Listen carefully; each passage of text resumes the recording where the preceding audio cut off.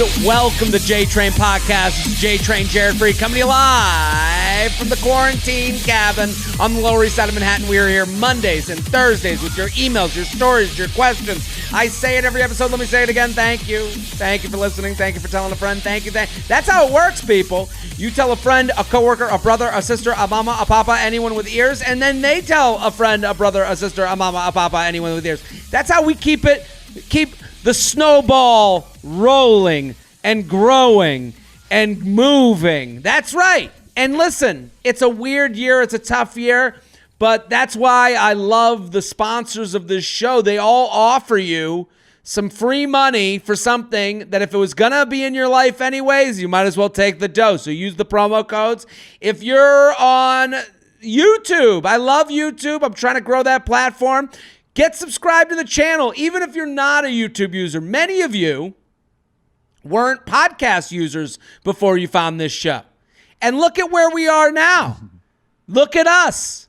We're doing it. So go on YouTube, subscribe to the channel. I'm doing Rose Rehash, the after show, the vent sesh. That's the basically the call-in advice show. So lots of stuff going on there. Plus, every podcast is a video, so you can watch as well and see your boy Papa JT, the Wizard of Oz, the Sultan of Scream, the Board Lord. You can check me out, the chairman of the board. Patreon also. I loved, someone gave a great suggestion last week or a couple weeks ago, and I mentioned it before, giving Patreon as a gift. If you have a friend that's really into the podcast, $5 a month, 3 extra podcasts a week. They are very personal podcasts.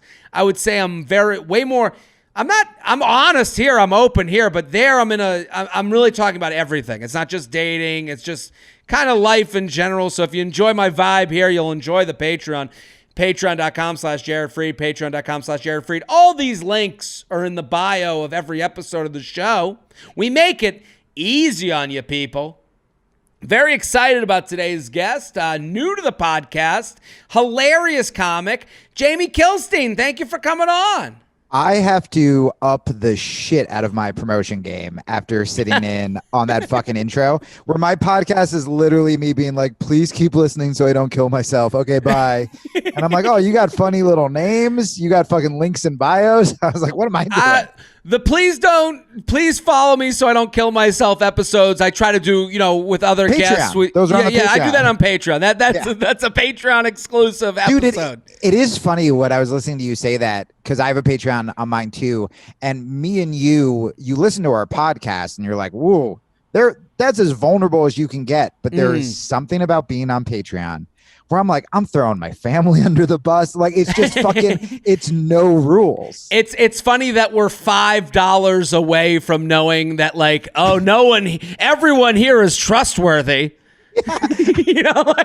I literally thought about that the other day. I'm like, no, chances are you guys are the psycho fans who could ruin me. But like, it's cool. Yeah, if you have $5, I'll trust you with my most intimate secrets. Well, it's the most interesting part about creativity. The minute you trust, the minute you feel safe is the minute you are, it's funny, you were like, you could ruin me, but I listen to all those podcasts. I always I do a check-in after every episode of everything I do. Yeah. And I go, and especially Jess, my girlfriend, she's here overhearing things. And I'm like, do you think that part? And she'll go, no. And it's like through having that, no.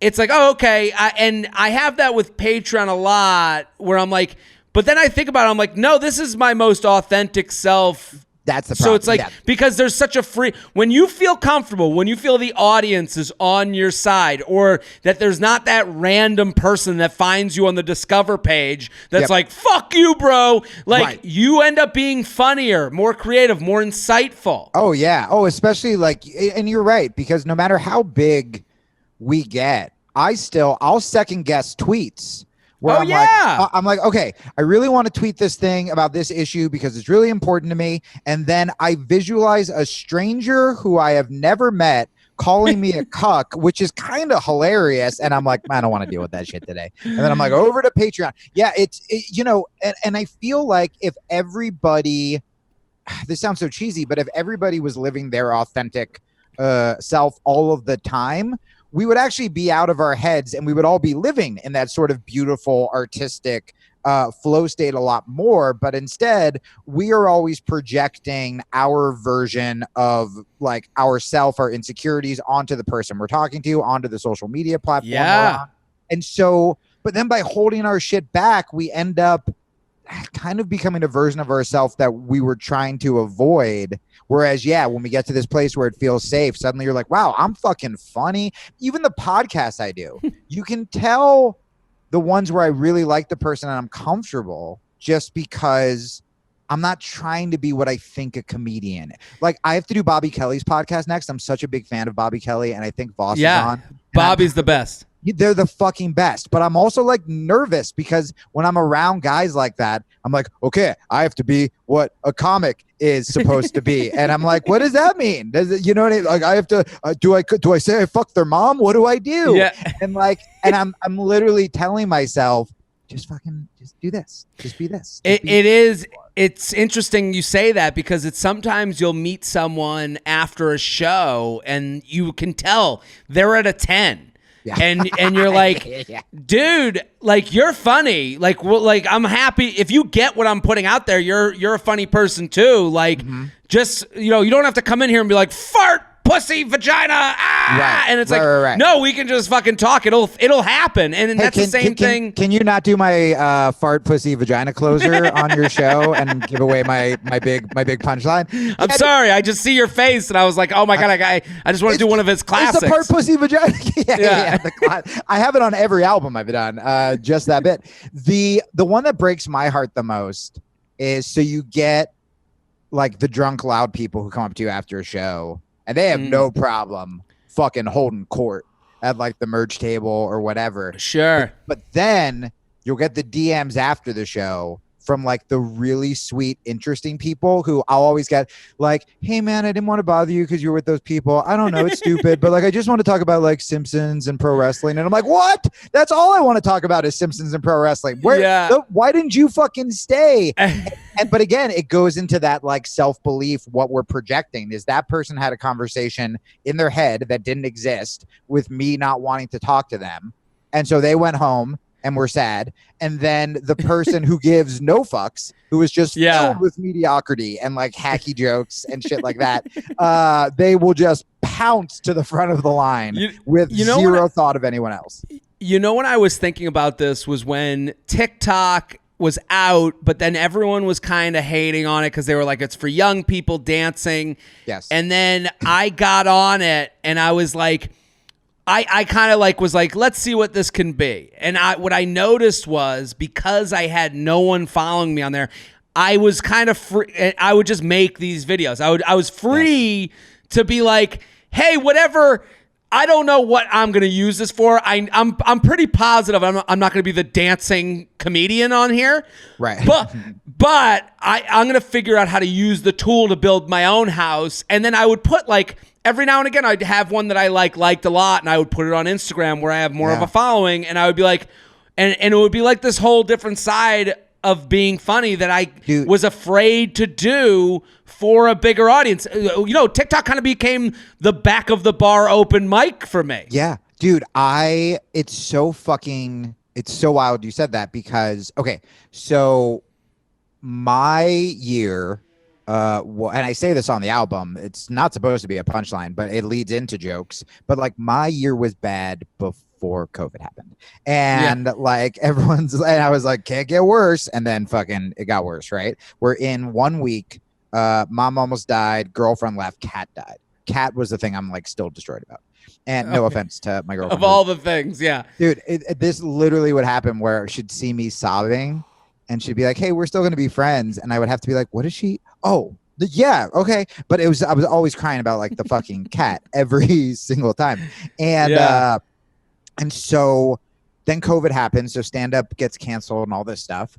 And I did the same with Instagram, where I'm begrudgingly on Twitter because it's where I have like the biggest following, and it's where I used to be like a little shithead about politics and just tweet about that, which I am just removed from right now.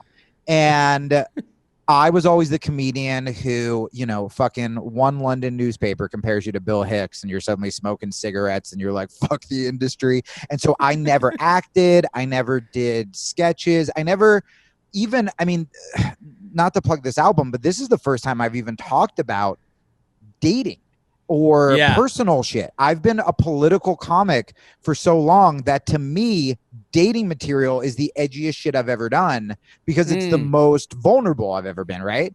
And so on Instagram, and I have kind of a weirder sense of humor. Like if you watch like my Conan, I'm screaming about drone strikes and shit, and like I believed everything I said. But what makes me laugh off stage is like silly shit, right? Sure. And I like talking about relationships more than I like talking about politics or philosophy or whatever. And so I'm on it. I go, well, I got to do something, because if I'm not creating and I just lost like my family essentially, and I'm in a new city, so I don't know anybody, I was like, I got to just start making shit. And so I started making these solo sketches, these 3-minute sketches on Instagram. And I don't have the biggest following, but I had like 500 followers on Instagram, and now it's almost like 12,000, and it got verified. And that's only in a couple months of quarantine, just because. And what's cool about the audience I have now on Instagram, Twitter, it's like there's a bunch of people, but who's actually paying attention to me? Those 12,000 people on Instagram are hardcore fans that found me through content, not because like I called some politician a fucking asshole. And so it's a you much weren't more agreeing to Twitter has a nature of agreeing to agree. Yes. And Instagram, especially with videos, there's a nature of like, oh, people really had a good time with this. This made me laugh. And then I started talking about mental health stuff. And so all this shit that I always told myself that I couldn't do. I told myself that I couldn't act. I told myself that I couldn't write because I'm a high school dropout. Again, it's all these fucking stories we tell ourselves. And so I was like, yeah, I'm the fucking degenerate comedian. And I was like, no, man, I like making these fucking weird comedy videos. And suddenly these weird comedy videos started doing well. But just like you with TikTok, it was because I didn't give a fuck. I didn't have an audience there. So I'm like, whatever. And then I just kept doing it. There wasn't an annoying person yelling at you like, hey, where's the political stuff? When are you going to start calling people out on their shit? And you're like, that's not even, it stopped being fun. It was fun one time, and now it isn't. And what's funny is the opposite actually happened on Instagram, because I was doing such non-political videos that when I would do the least controversial political thing, like I'm like, hey, don't kill black people, suddenly people were like, go back to making comedy. And that fucking, by the way, the fact that we even let those voices come into our head a little bit, where it's just these sad little shitheads who read our content for fucking free, misquote it to their shitty work friends because they don't know how to think of anything funny. And then when we say something they don't like, they're like, move it along, fella. Dude, and it's like, when have you paid a bill of mine, motherfucker, where like you can tell me? And the fact that I ever even let it get to me, because I got You're talking to the guy with the quickest block finger in the West. I am the quickest.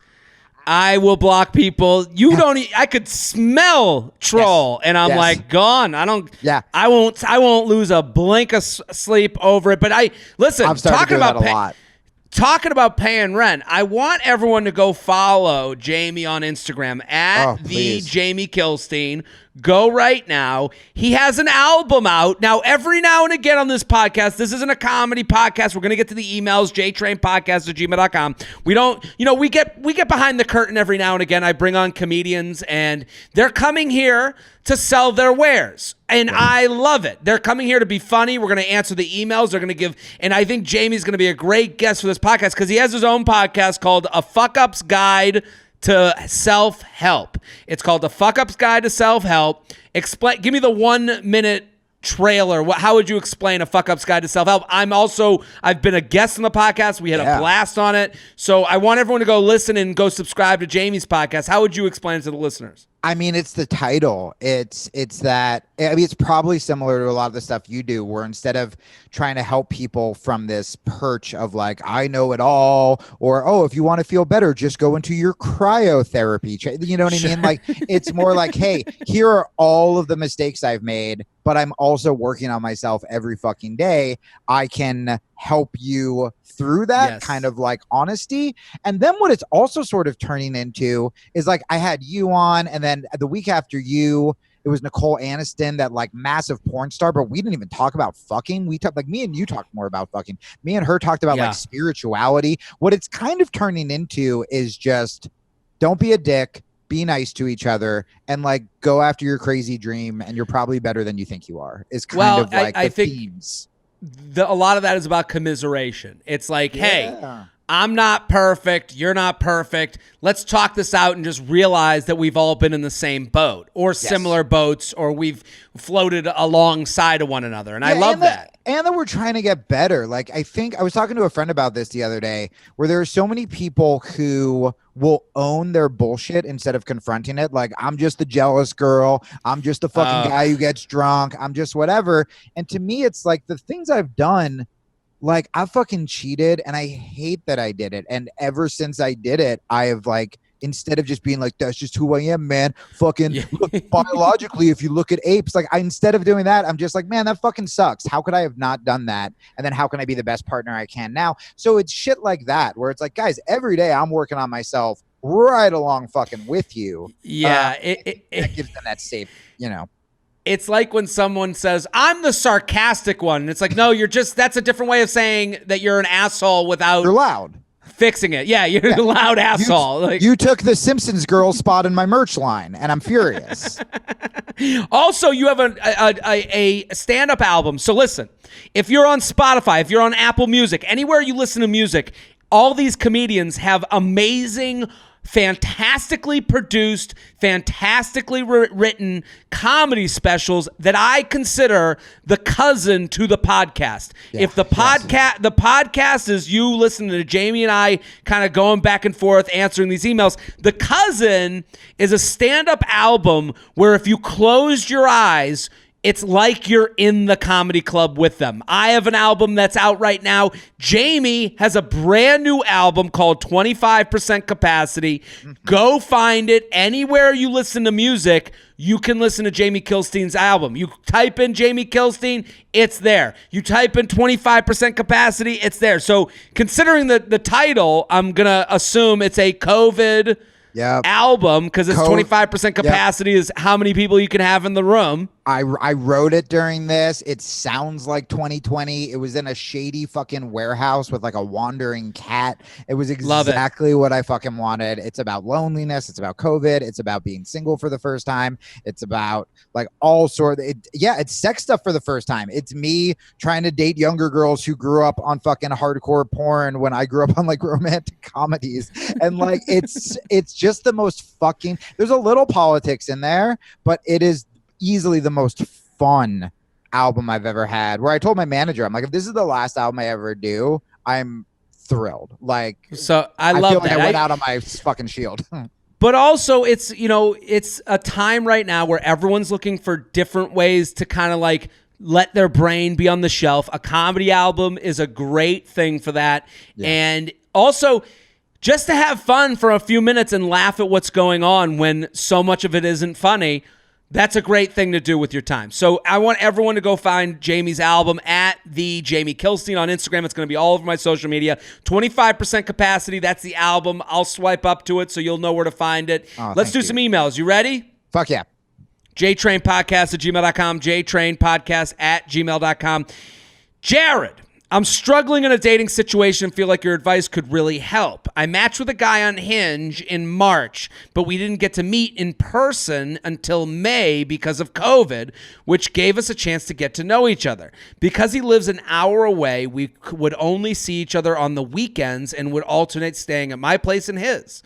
When we met, I told him I wasn't interested in having kids. I'm 37, and he told me he could go either way, have them or not. We had a few conversations about kids while we were dating, and the last week of October, we had another conversation which, to me, didn't feel any different than the one we had prior. Suddenly, he stopped messaging me, and I could tell he was withdrawing.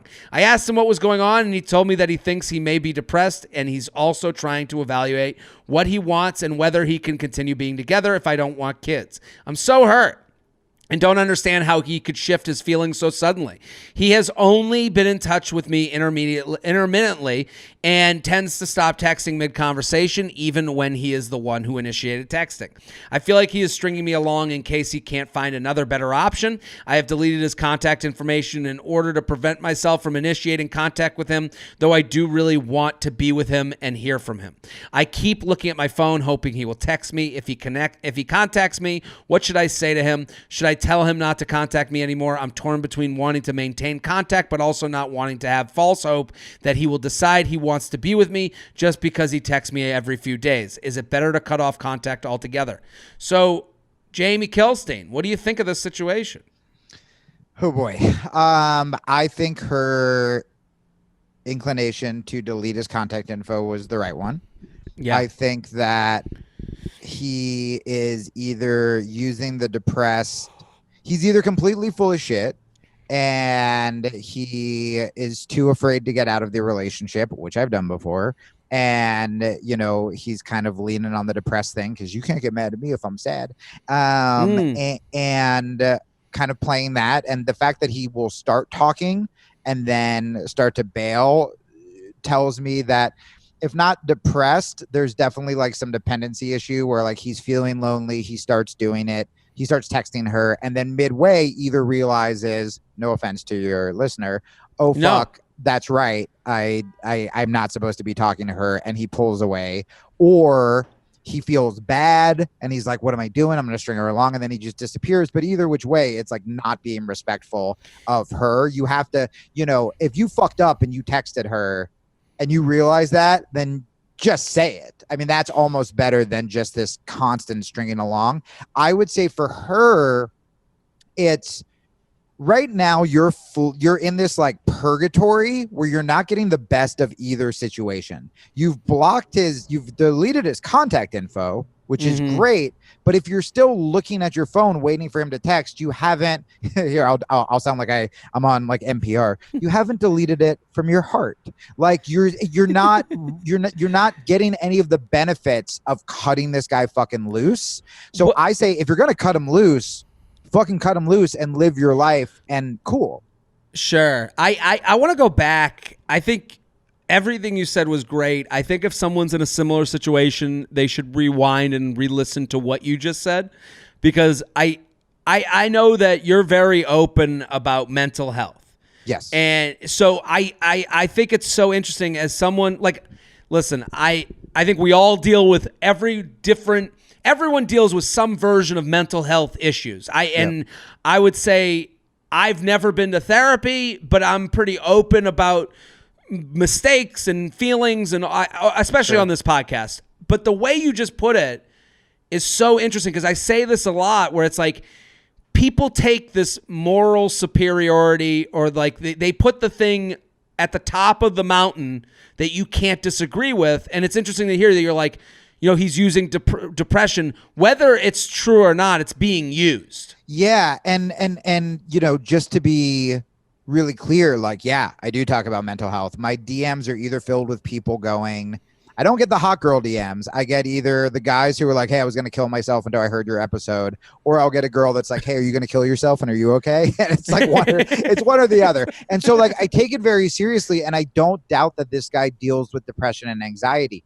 What I'm saying is, and I've never really talked about this, is there have been times where even though I deal with depression and anxiety, even though I've tried to kill myself, even though I've been suicidal, there have also been times where I have used that to get what I want, or to end a conversation, or to back away. Now, there are legitimately times where someone will be like, I'm so fucking depressed, I really can't talk about this right now. And I would be like, can we talk about this another time?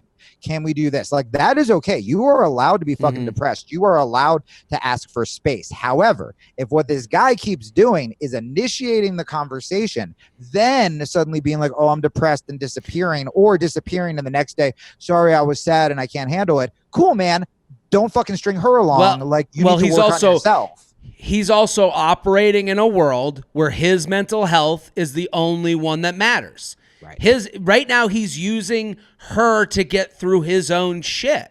Right. And And it's like that it's affecting her mental health. Yeah, so that lives in a world where no one else has mental health issues except for you? No, but so when I hear that he's saying he's dealing with depression and then he says, well, I don't know about the kids thing, that feels like once I would go, fine, let him have his space, let him go seek therapy.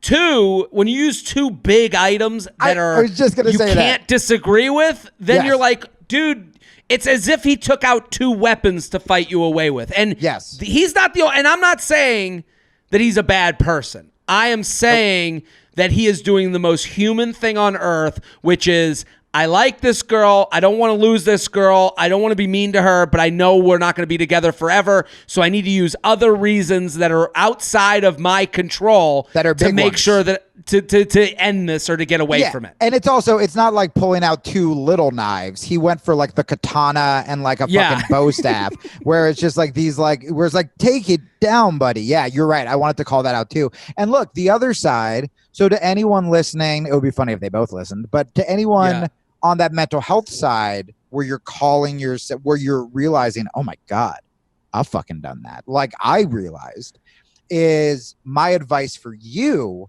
is the more you start to work on yourself and not accept depression as a fucking death sentence and live moment for moment. I did like a live chat with my fans on Patreon, and someone goes, I've been having a really bad year and this was a really bright moment, which is just a sweet, normal compliment. But I had this realization then where I was like, no, but that means you're having a really good, it's just this moment. All the other shit's in the past. So you get to start from this moment. I mean, that's what I've learned from like meditation and Buddhism and all this shit, where it's like, if you are constantly, again, you're allowed to be sad and you're allowed to feel, these feelings. But if your goal is, how can I move forward? How can I make the next moment better? And you really start working on yourself, suddenly, this is the most confident, because in the beginning of the year, I'm like, well, I either try to kill myself again or I fucking become the best version of myself I've been. And so that's why I doubled down on meditation, on reading, on working out, on like following my dreams, like all that stuff.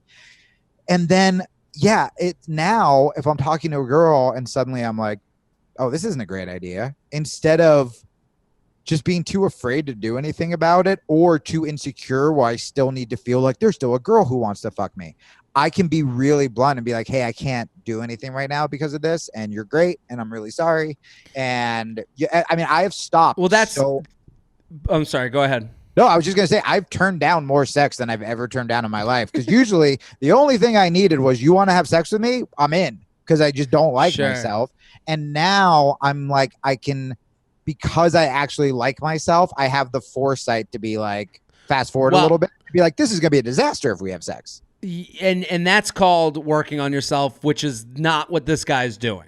This guy is avoiding working on himself by coming back to you, going away, coming back to you. And I don't think he's plotting this. I don't think he's like, well, I think what you're saying is he's midway through writing the check he can't cash and then going, oh shit, I don't have that much money. That's every time he talks to her. So I think also for her, the kids thing, you say you don't want to have kids. That's great. I don't think you don't make it about that. I think it's okay. Especially with COVID, like we're revealing these things in our relationships way faster than we normally would have. You're spending more time together. They're spending weekends together. They're basically vacation with each other on alternate weekends. Yeah. But the idea that he would go, I could go either way, and now he's using the kid thing. Yeah, that doesn't surprise me that he would go, well, maybe I do. The minute he starts questioning if you two would be together long term, that's the first most natural thing to think about. Oh, here's something else I can say that will probably affect other people listening to this show. So Tony Robbins has a quote where he talks about the key to keeping the passion in a relationship is something like, it's like attraction plus an obstacle.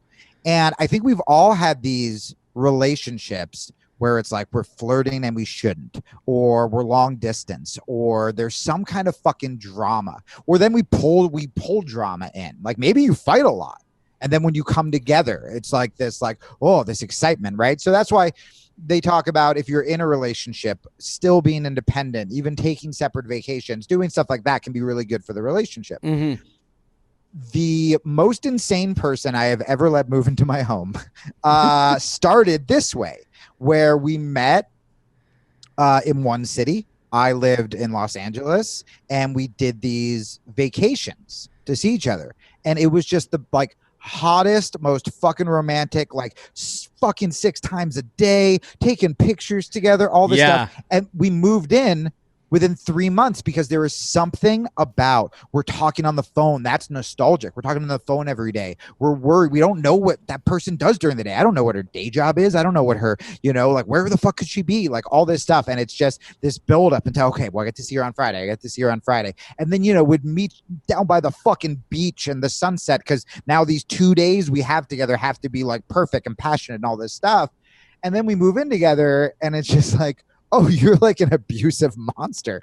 But like, there is something. Well, I was just going to say, her relationship with this guy probably went way the fuck faster than it should have, because you had that intense drama and obstacle of the distance, of talking on the phone, of coming together. Oh my God, I missed you so much. Instead of you're just, you're seeing each other every day. You can spend the night if you want. Shit like that. You need the boring parts of the relationship. You need the, what are we going to watch? You want to watch Survivor? You want to start at season 1? You need that.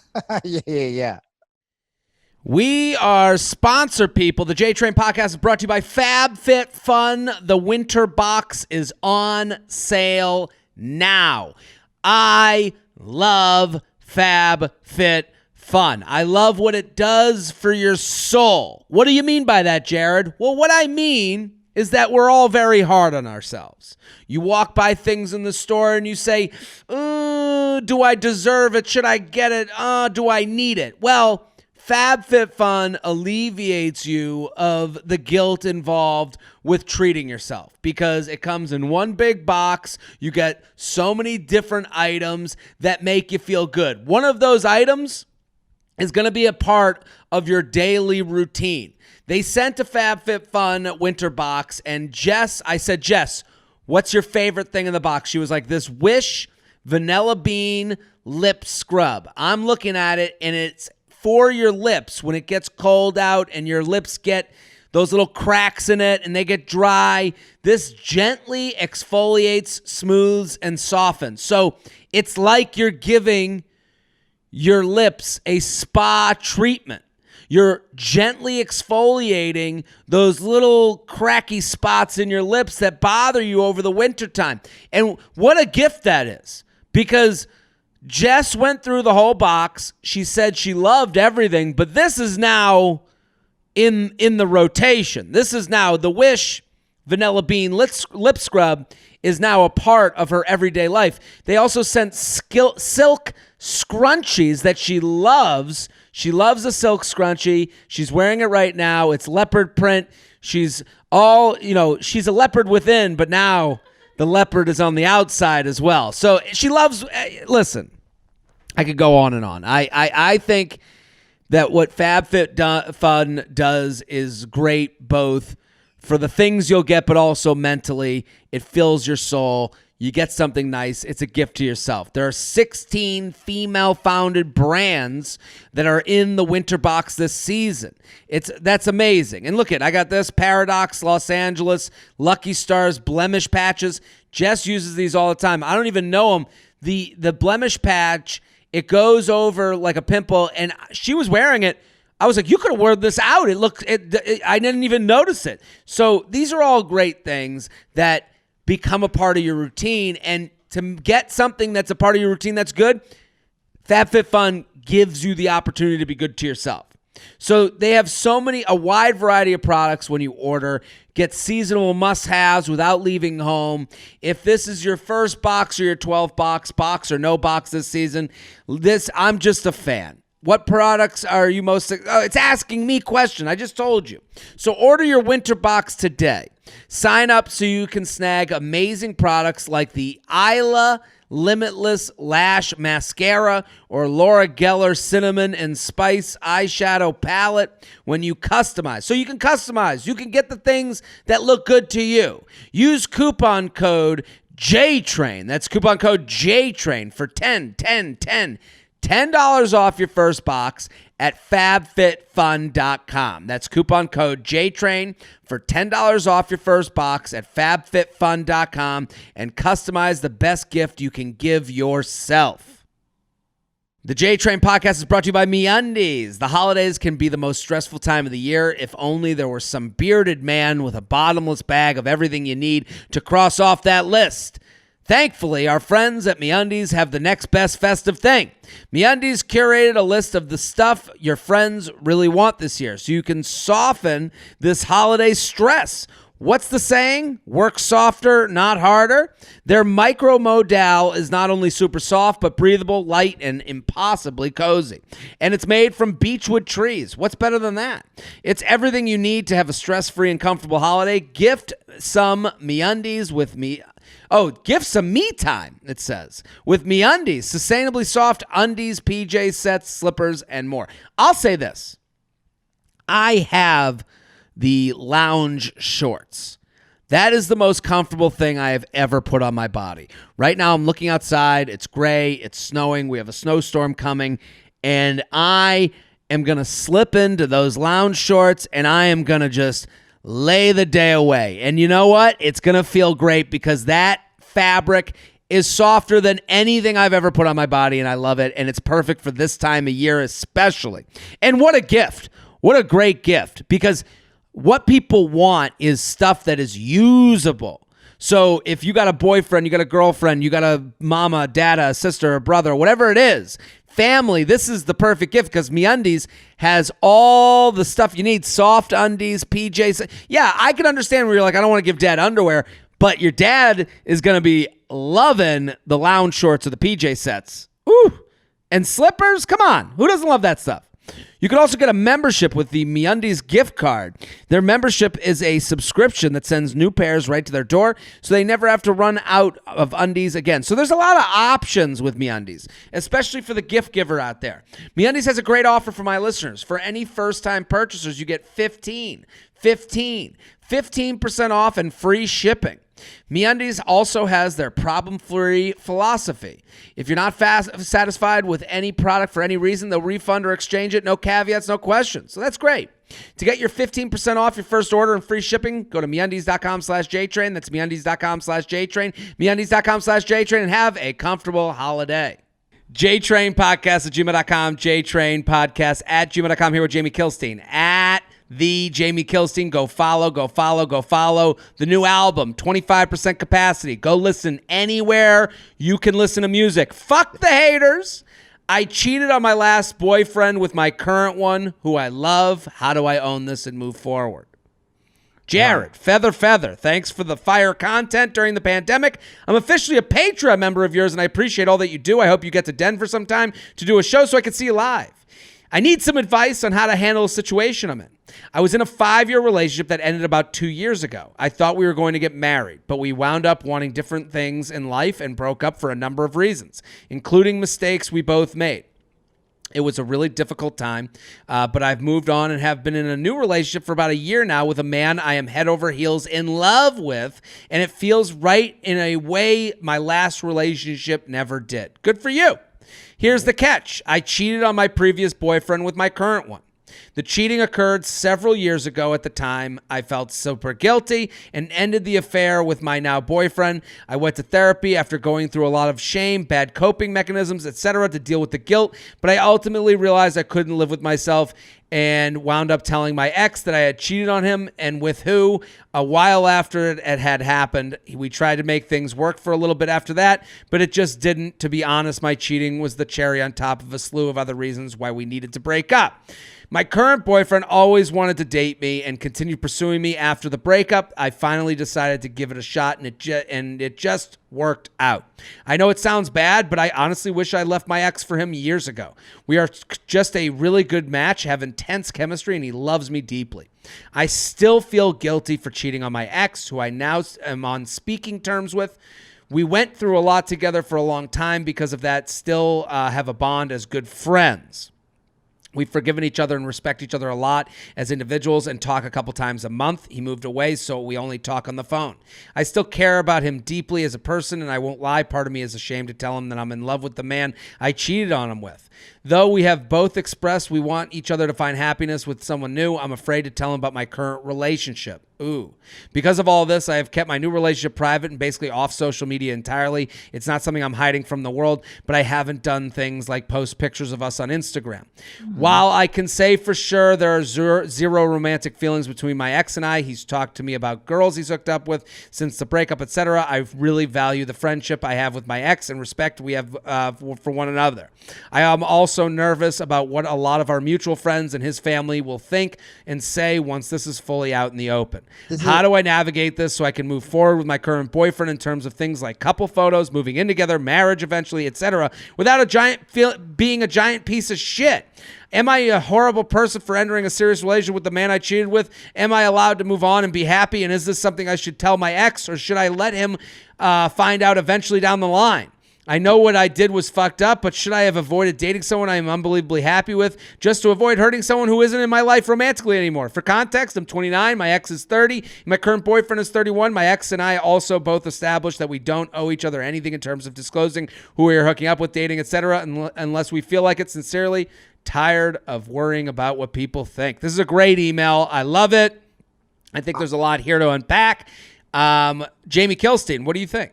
I have so many thoughts that I don't know if it's gonna. You remember The Simpsons where Homer, it's like the Shining episode, and it's just like, blah, blah, blah, blah. Like this is how I feel right now, where I have so many thoughts, and I hope they come out. The only person, she is fucking torturing herself for nothing. I know. Like, it's like you made the constant throughout this email is I'm a horrible person because I cheated. And it's like, weird, yeah. But I just, that seems to be pervasive throughout the whole email. She keeps apologizing. I know I'm bad, but this, I know I'm this, I'm that. But it's like, give yourself a break. You did it. It's okay. It happened. You guys are friends now. Like, it's been accepted. And I was totally on her side until she started talking about like how she's not posting pictures of her and her new boyfriend because she doesn't want her ex to see it, where it's like, okay, now the guilt is starting to affect your new relationship, and that's not cool. I think that what the first half of her email I thought was very simple, which is she cheated. Not good. I cheated. Yeah. Not good. What she did with that was decide, I never want to feel this way again. I never want to do this again, which is what I did. And she worked on herself. Great. So we have to let that go now. That's in the past. We all make mistakes. The amount of people who have come to me and told me their cheating stories or told me are countless. And a lot of them, when you forgive yourself, you can move on and you can have a healthy relationship, right? The reason we go through trauma is to make ourselves better people, to make ourselves stronger people. So if you're still holding on to that, you're essentially using that as an excuse to still be kind of shitty to your new boyfriend. When like you need to, cool, man, you learn from it. Don't cheat on this new boyfriend. That's all you have to do. All you have to do is not cheat on this new boyfriend. And we've learned our lesson, and you're great. And apologize to the last boyfriend. And that's, and but where it gets fucking weird is that you are still so concerned about what your old boyfriend thinks that you're letting it affect this guy who you say is wonderful and is madly in love with you, and you're not even posting pictures on Instagram. I'm not saying that that's a kind of emotional cheating, but if you, even though you said you're not attracted, there's nothing romantic, if I found out that the reason that my girlfriend is not posting pictures of us on social media is because of her ex-boyfriend, I'm not saying you're getting yourself into the same kind of cheating situation, but it is like a kind of like withholding lying situation. So I would say to that, I think that, so that's kind of where this all starts. There's a lot here, but let's start at, you consider your ex a friend. If your ex is a friend, they will be able to hear, even though it's a tough conversation, because to me, I don't think she trusts that this is a friend. To me, it feels like she is it feels like there's like an indentured servitude that's going on to the ex, that she's paying off a debt that she created because of the cheating. And remember, he's telling her about fucking girls he's banging. So why she can't do the same just because? Well, I would assume when she brings up the friends and the family and knowing the family, I would assume she feels a lot of like public shame. She feels like she's wearing, the Hester Prynne. She's the one that cheated on her boyfriend who was so good to her. And I think also there's an unfair thing of like the way women are treated when they cheat versus when men cheat. Cheat. It's like guys want to fuck. I get it. Women cheat. It's like, that horrible shrew. She's a witch. Yeah. And it's like, that's not fair at all. And that's what's happening right now. She's holding herself to some. So I would say to her, right now, like when people come to me with like friends with benefit situations, I always kind of doubt whether they're friends or not. And sometimes when someone's like, I want my friends with benefits situation to become a real relationship, it's like, well, you're not really friends. You have been acting in service of them to get them to like you to become more than friends. Right. So in the same way, this is kind of happening here. She is acting in servitude to this guy because she wants to make sure she can make him whole again for the mistakes she's made in the past. So it's like you are not responsible for him. And if this guy, your ex, who you talk to a couple times a month, or a couple times whatever, is not going to be your friend, that's on him. And if he is not okay with a relationship that ended a fucking year ago, that's on him. And but a real friend would go, hey man, like I would call you and go, hey, I have a new girlfriend. And you'd go, who is it? I go, listen, I know this is hard to hear, but it's your sister. And we really connected and I've been treating her great. And this is, I know this is like kind of like a change on what you're used to or what you assumed, but I want to let you know because we're getting very serious and I want you to be happy for me. If you're not happy for me, then maybe we need to separate a little bit until you can come to terms with this reality. Right. What's her name again? We don't go into names. But got it. Okay. So what you need to do is 100%. You need to start doing this in probably more areas of your life than this, is what makes you happy. Not in a selfish way, but what makes you feel whole and complete and the best version of you. Because so many times what we do is we give all of our fucking energy to people who just fucking take and who just suck because we want everyone to like us and we don't want people to say bad things about us. But remember, when they're fucking saying bad things about us, a lot of times they're just dealing with their own fucking insecurities. Jared gets a fucking special and I go, Jared's not that fucking funny. It's because Jamie wants a special. It's not because Jared isn't funny. It's my own bullshit. And so if what's important to you right now is this relationship that you're in, which it sounds wonderful. You even brought up fucking marriage. And what should be even more important than that is you and you being able to get past this. The only one who is keeping this cheating story at the forefront of her life is you by not coming forward and just going, hey, I'm in a new fucking relationship. It's over. And maybe there'll be a day or two of heat where you have to relive this bullshit, but then it's fucking done and you get to be in this amazing relationship. Then he's either an adult or not. Because that's why the first move is to go to this friend. If they are a friend, you can speak honestly and toughly with them. Is toughly a word? That sounds weird the way I said it. Okay. That works. So you can speak honestly. Word, but it works. You could speak honestly and give hard information to them. So this is what I would do. I would go to the ex and be like, hey man, and again, you might not be real friends. Let me just start by saying this. This is how I This feel might too. not be, it might not work out between you two. But at least you have been released from this servitude. And I call it servitude because you're keeping up these phone calls and actively lying to make him feel good. Yep. And that's not how I act with friends. And punishing the guy you're with, who you care about. hey man, I know this is going to be hard to tell you. It's been on my mind a lot, but I've been dating blankety blank, the guy I cheated on you with. This wasn't, obviously, when I cheated on you, this wasn't just like a flash in the pan. It wasn't just me trying to get my, it wasn't because you weren't great. It was because I was really feeling something for someone else that I connect with on a different level. You and I work as friends. Him and I work on a different level. I'm enjoying this. I want to let you know so that I can kind of start having a life with them. I hope that's okay with you. If it's not, I'll understand also, and we can take a minute from each other. And here's the thing. The snake starts with the head. So if he's okay with it, the friends and family will be okay with it. Everyone will fall in line. If he's not okay with it, I'm going to tell you right now, he's going to look kind of bad. He's going to go to his friends, talk shit.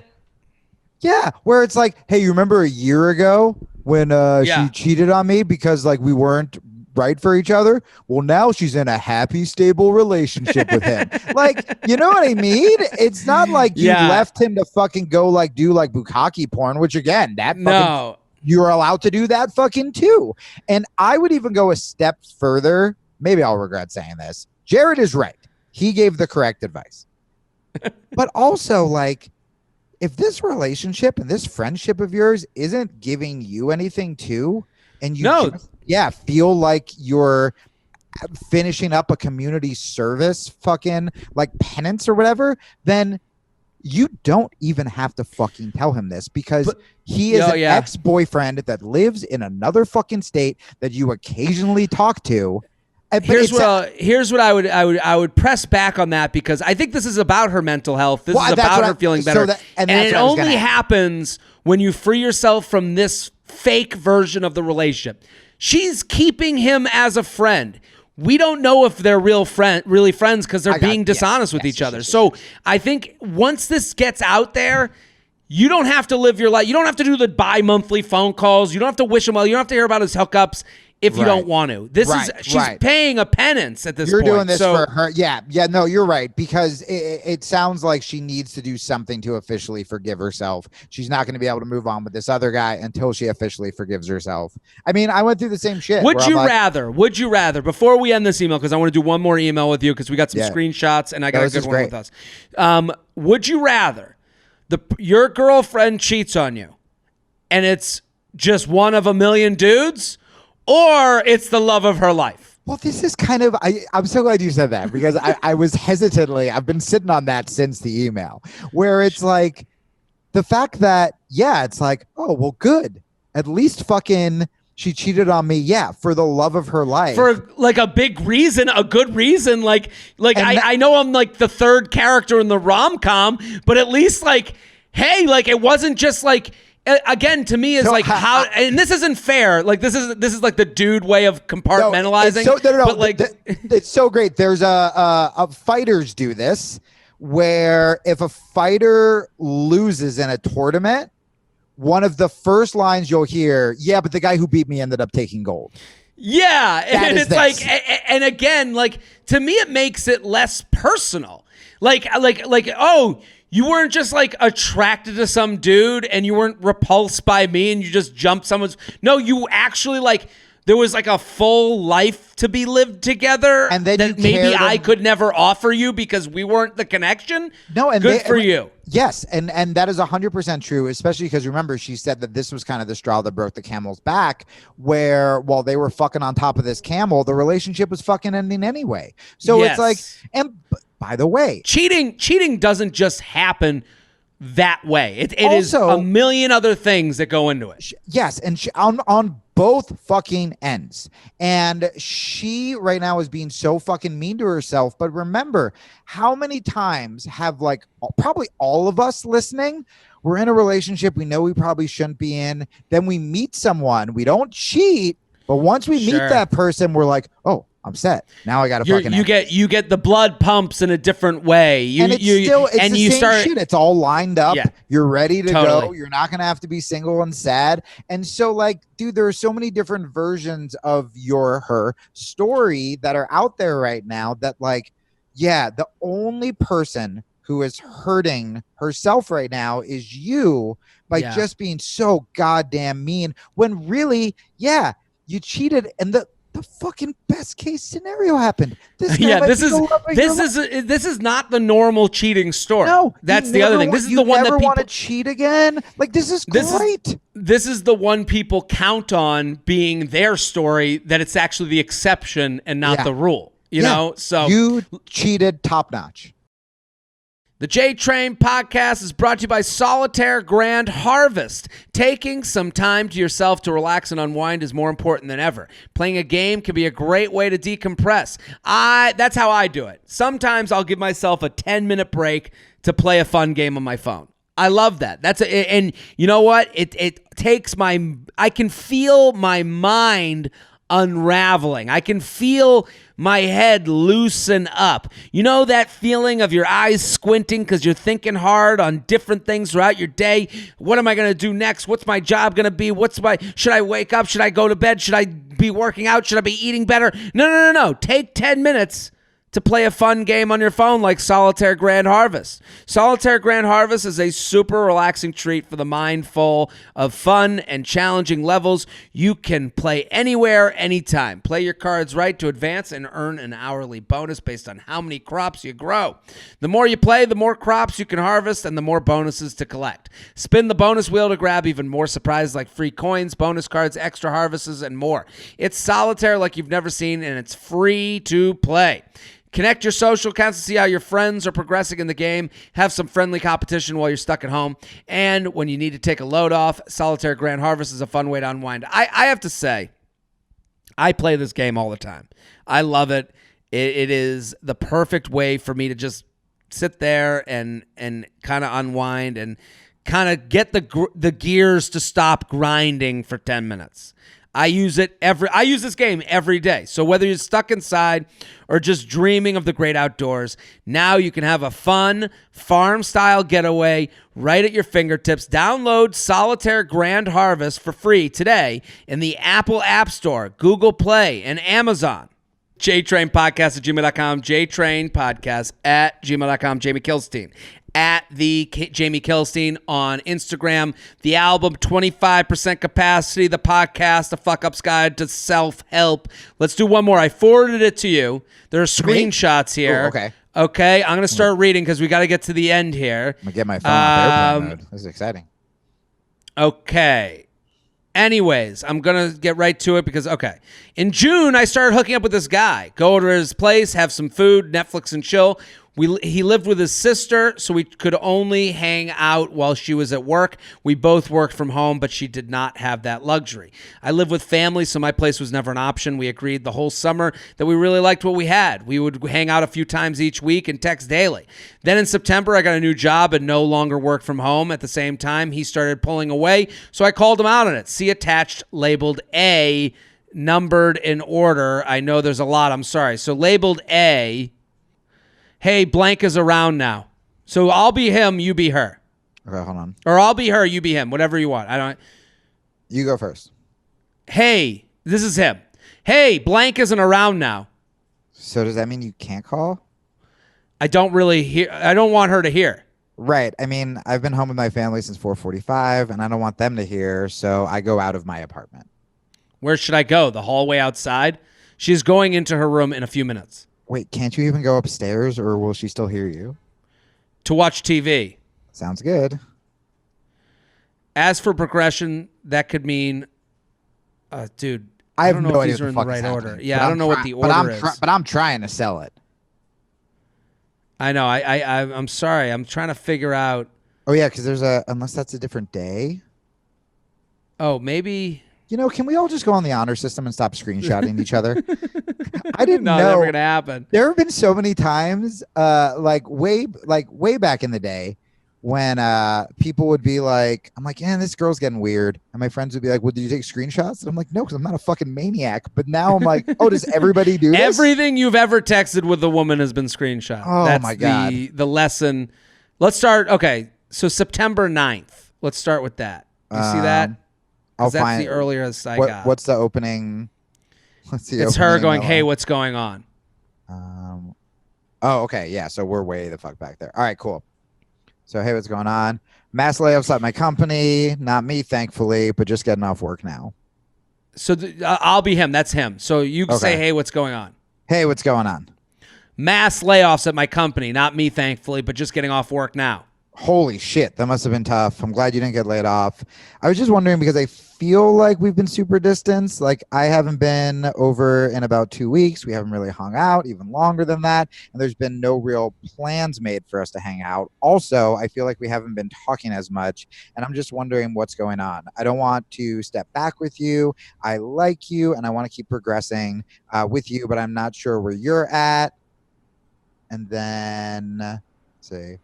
Oh, here we go. I don't want to. So then I went one before. I don't want to step back with you. I like you and I want to keep progressing with, but I'm not sure where you're at. If you don't want to keep progressing forward with me, I need to move on. Well, the past 2 weeks I've been going back and forth to blank. So there's that. I've also been trying to be there for my dad and help him out because he is so stressed about his business. He's at a point he doesn't even know if he wants to do it anymore.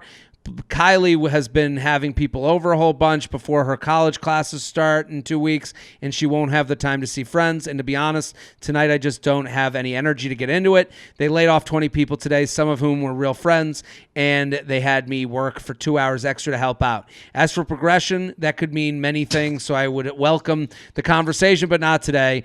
But if you are... okay, that could mean many things, so I would welcome the conversation, but not today. But if you are at a point of needing to move on or whatnot, I understand.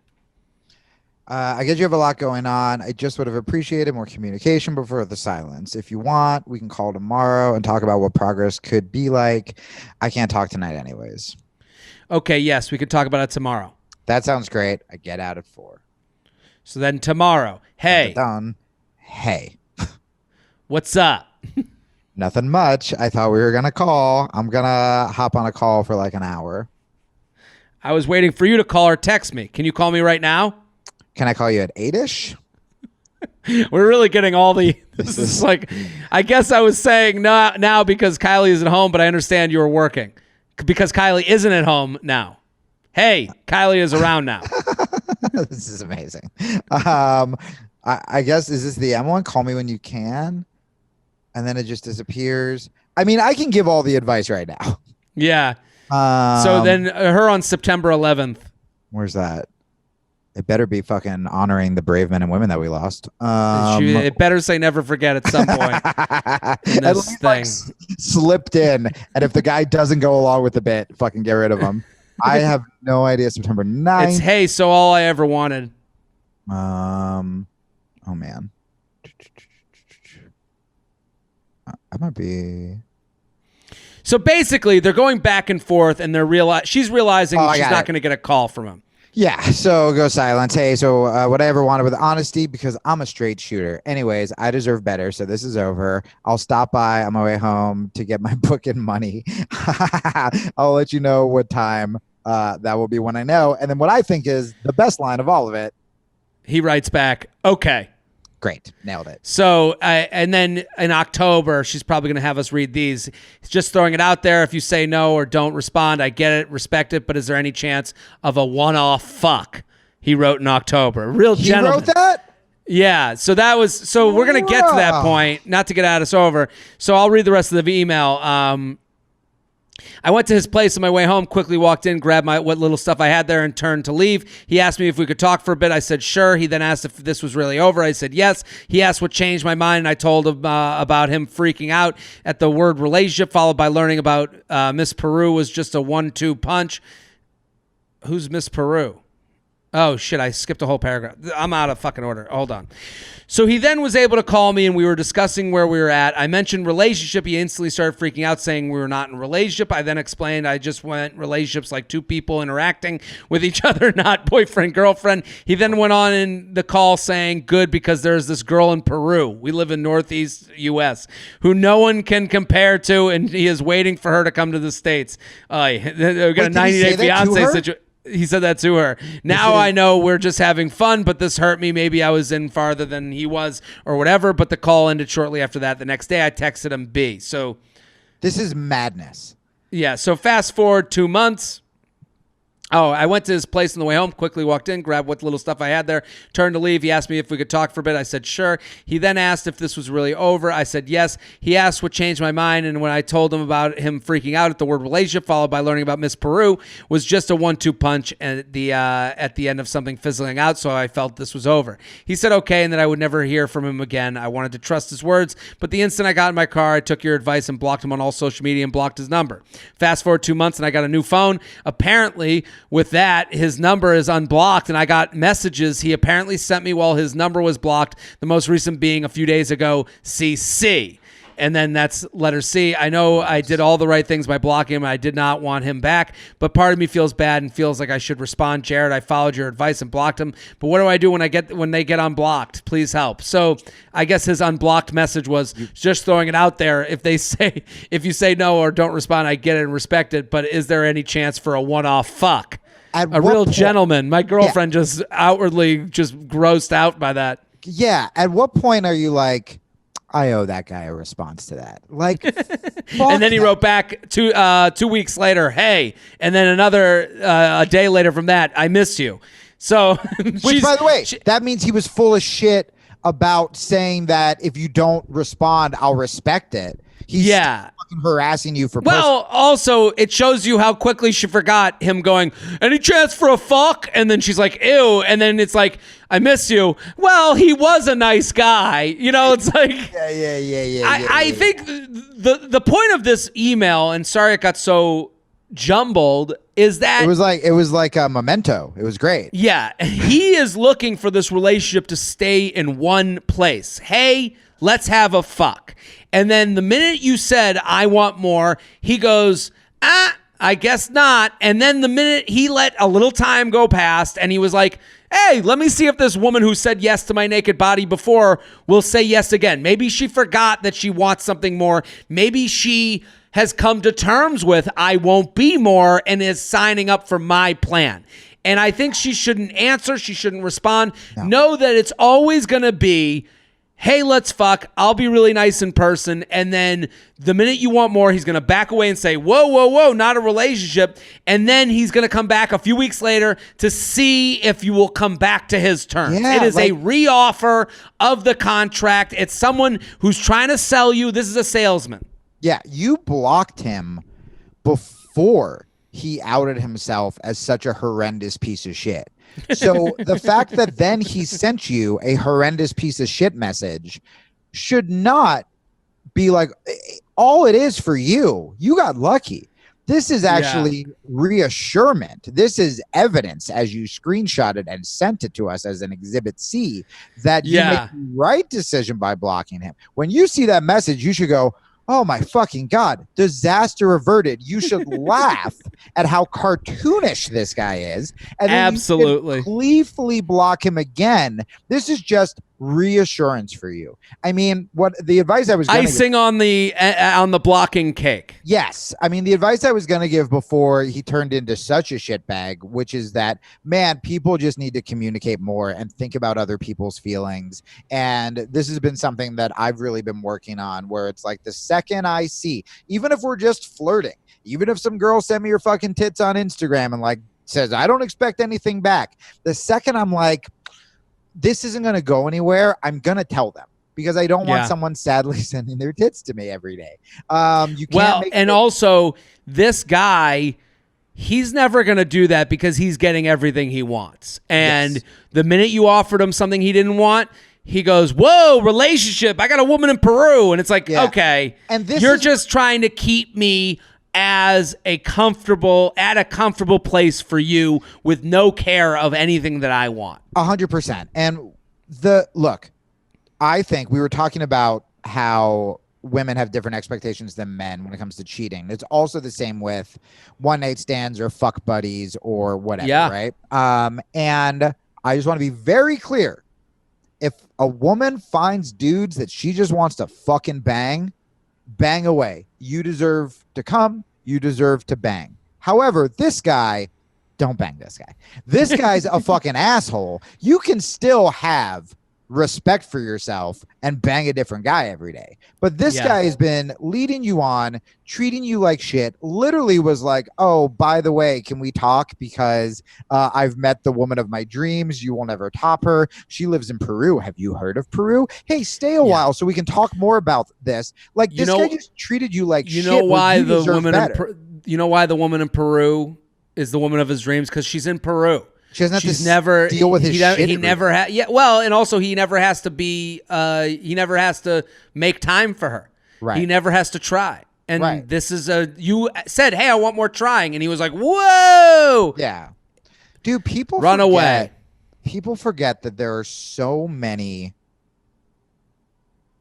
people out there, and a lot of times when we settle for stuff like this is what I've learned. This is the first year I've been alone, and what I learned is that all of the shitty relationships I was in were because I had such little respect for myself that anytime a girl was like, I will date you, I was just fucking happy to be there.